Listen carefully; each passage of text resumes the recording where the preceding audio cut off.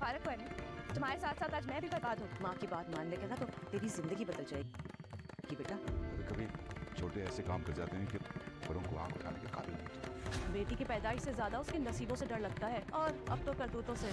इस जिल्लत और रुसवाई के बाद भी महमूद अली अभी तक जिंदा है, गैरत से मरा नहीं। ये फैसला मैंने अपने पूरे होशो हवास में किया है और मुझे से शादी करने पर कोई एतराज नहीं है। अगर मुझे पता होता ना कि तुम्हारे साथ देने का इतना बड़ा नुकसान होगा मुझे, तो शादी का समय कभी तुम्हारा साथ ना देती। चलो तो तैयार हो जाओ, थोड़ी देर में तुम्हारा निकाह है उस्मान के साथ। अस्सलाम वालेकुम गाइस, उम्मीद है आप सब खैर ऑफ कैसे होंगे। आज का जो रिव्यू है सुकून ड्रामे की एपिसोड 17 का है।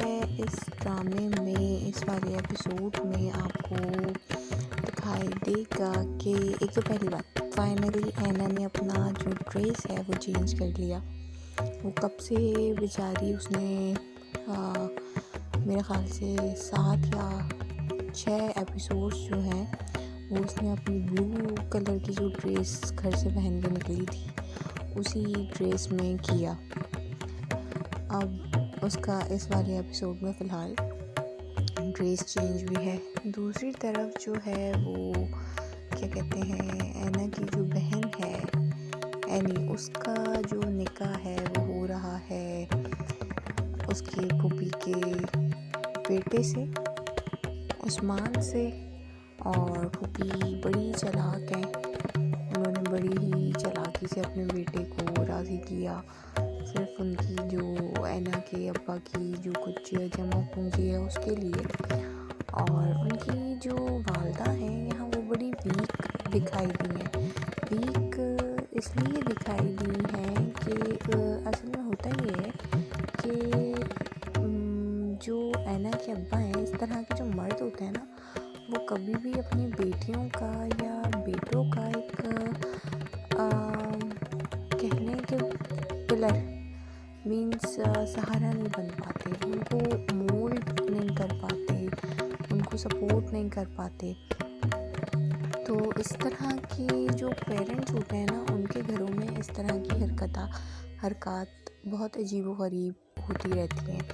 दैन अपनी बीवी बच्चों से ज़्यादा जो है वो दूसरों पर ट्रस्ट करते हैं। और उस्मान जैसे बदतमीज़ आदमी से वो अपनी बेटी ऐना की शादी के लिए तैयार हो गए थे कि मेरा खून है, मेरी बहन का बेटा है। भाई ठीक है, लेकिन नेगेटिव पॉइंट्स भी तो देखने चाहिए ना, लेकिन नहीं, उन्होंने ऐसा कुछ नहीं देखा। अब वो ऐनी की शादी कर रहे हैं। दूसरी तरफ जो है वो ऐनी जो है वो ऐना को फ़ोन करेगी और वो बोलेगी कि मुझे बिल्कुल अंदाज़ा नहीं था कि तुम्हारा साथ देने की मुझे इतनी बड़ी सज़ा मिलेगी और मेरा निकाह जो है वो उस्मान भाई से किया जा रहा है। और ऐना ये सब कुछ दिल बर्दाश्त होके वो घर से पागलों की तरह निकल जाती है और उसका कोई ऐसा ही इरादा होता है कि वो कहीं मर जाएगी या सुसाइड वगैरह कर ले।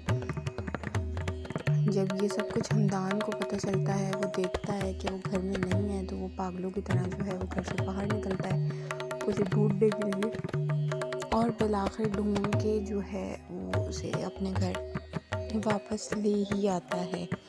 और जब उसे वो वापस ले ही आता है तो फिर जो उसकी रज़ा की बहन है वो जो ख्वाब से जा रही है हमदान को लेके, उसके ख्वाब तो टूटने वाले हैं। और जब हमदान शादी के लिए मना करेगा तो उसको यही लगेगा कि शायद उस लड़की की बद्दुआ जो है वो उसको लग गई है।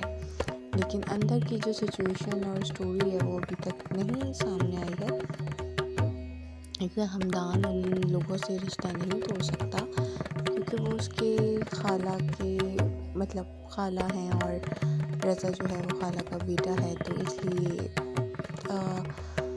नहीं वो वहाँ से ताल्लुकात अपने ख़त्म कर सकता। और दूसरा कहीं ना कहीं उसे ब्लेम रज़ा पे ही है, और रज़ा के साथ साथ वो कहीं ना कहीं कसूरवार जो है वो ऐना को भी समझता है।